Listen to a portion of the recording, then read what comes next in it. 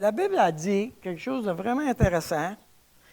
Elle a dit que Dieu nous a donné des hommes, des apôtres, des évangélistes, etc., pour le perfectionnement des saints.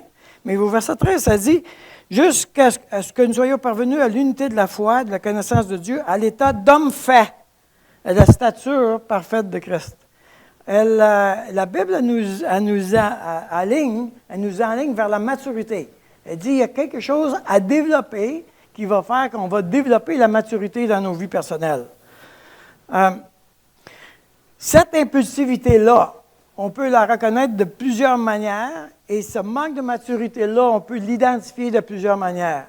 La première chose dans les chicanes de couple, OK, c'est qu'on tombe dans le mode défensif ou offensif.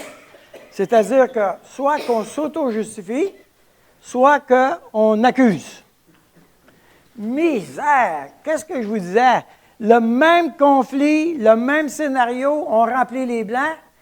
Hey, on remonte au conflit d'Adam et Ève. C'est pas moi, c'est ma femme.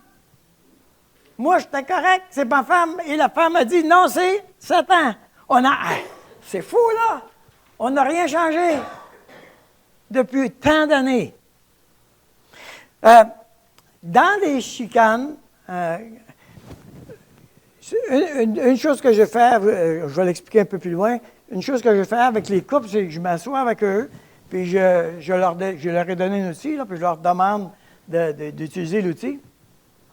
Mais c'est sûr que quand tu as commencé la conversation, l'autre va dire « Ouais, attends un peu, j'aimerais clarifier ça, là.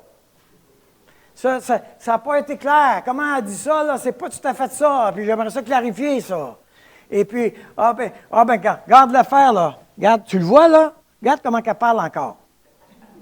OK? Donc, je suis témoin de ça tout le temps, c'est ça. L'anticipation de l'intention de l'autre. OK? J'ai déjà écrit mon scénario. On sait bien, il veut absolument que je la jette sa lampe. Et j'ai déjà dans ma tête que lui, il va faire tout ce qu'il faut pour me passer ça dans la gorge, que je vais être obligé d'acheter sa fameuse lampe. Je suis encore pogné avec cette affaire-là. C'est toujours pareil. L'anticipation. C'est-à-dire, je construis, pendant qu'on est en train de discuter, je construis l'histoire. Je construis en dedans de moi l'histoire de l'autre.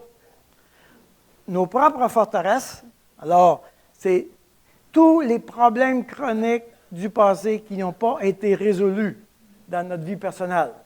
Un problème avec l'autorité, un problème avec le rejet, un problème avec le mépris, etc. Tous ces genres de problèmes-là viennent jouer dans le couple. Le découragement. Quand on a assez essayé, on ne veut plus essayer. Alors, qu'est-ce qu'on fait? On va, d'une manière impulsive, tenter de tasser l'autre. Parce que je ne veux même plus m'investir. Je ne veux plus. Je suis tanné, ça ne marchera pas, je sais que ça ne marchera pas. J'ai déjà assez essayé souvent.